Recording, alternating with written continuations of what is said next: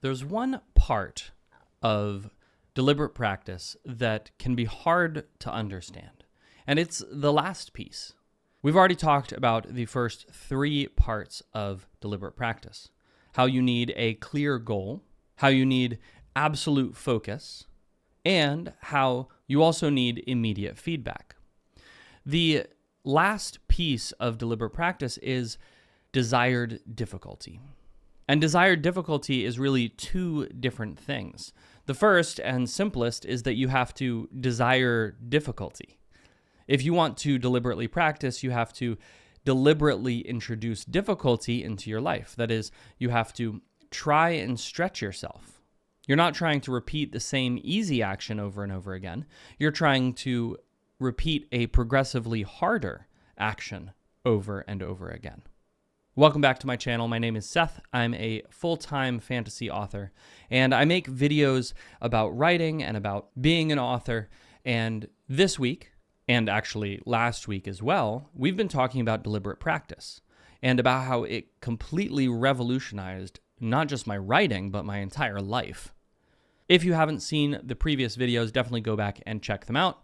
If this is the kind of content that you're interested in, hit the like button because that helps me know that you want to see more of this content. Learning in general is really just a process of doing hard things over and over again. The repetition of a difficult task will make it easier over time. That is, if you are able to learn how to do it. And even if you're not deliberately practicing, if you do something enough times, you will start to get better. You can tell the difference between somebody who is picking up a bat for the first time and somebody who has swung a bat 1,000 times.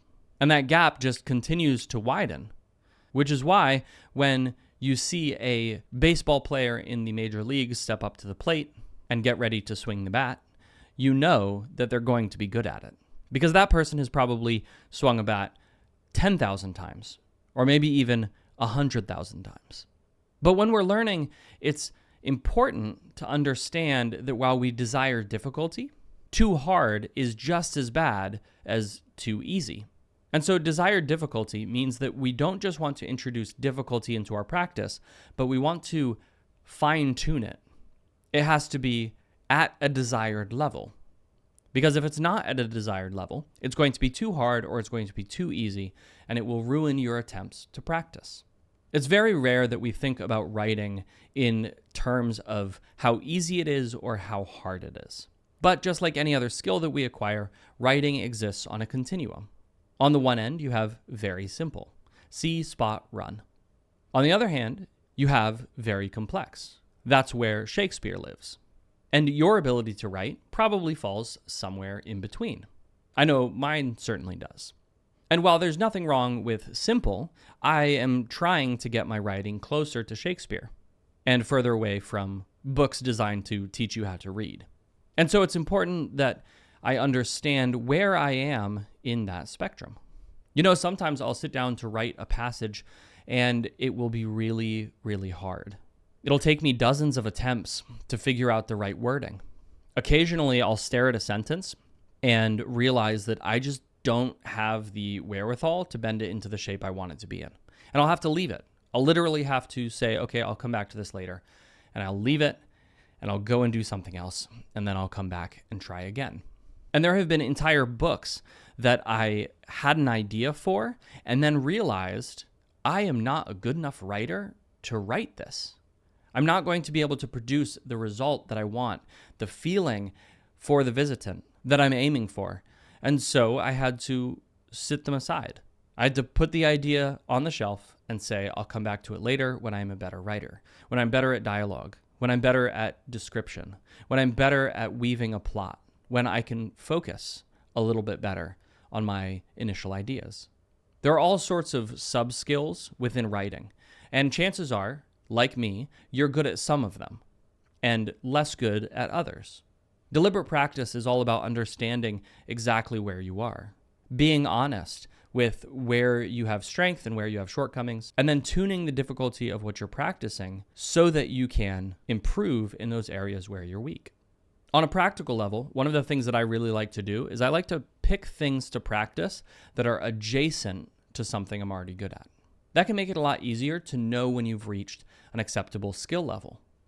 See, if I'm really good at writing dialogue, but I'm not so good at naturally including dialogue tags and action, then I'll know that I've reached an acceptable level when my tags and action during a scene where there's a lot of talking is as easy to write as my dialogue. One of the ways that you can tell if something is easy or not is not just how much mental energy it expends, but how quickly you can do it. If you find yourself speeding up and slowing down in your writing, that's a clear indication that you have strengths and you have weaknesses. So pay attention to that. If you're writing through a scene and you come to a bit of action and boom, you just fly, that's a good indication that you're good at writing action. If, on the other hand, you've been flying along in your manuscript, writing all sorts of dialogue and interpersonal conflict, and then you get to a scene with some pivotal action and you just slow to a crawl, and it's agonizing to try to get the words out, that's a clear indication that you need to work on that. If there are things about your writing that you really enjoy, that's good. And it probably means they're a strength for you. Deliberate practice is something that we do for the sake of improving, not for enjoyment. And so figuring out the places where you don't enjoy your writing is the best place to start. But that doesn't mean that you should hate it. Instead, pick really, really small steps. The smaller the goal that you're trying to work on, the more palatable it will be when it's hard. But make sure that they're difficult enough that they're actually giving you a challenge, that they're actually stretching you.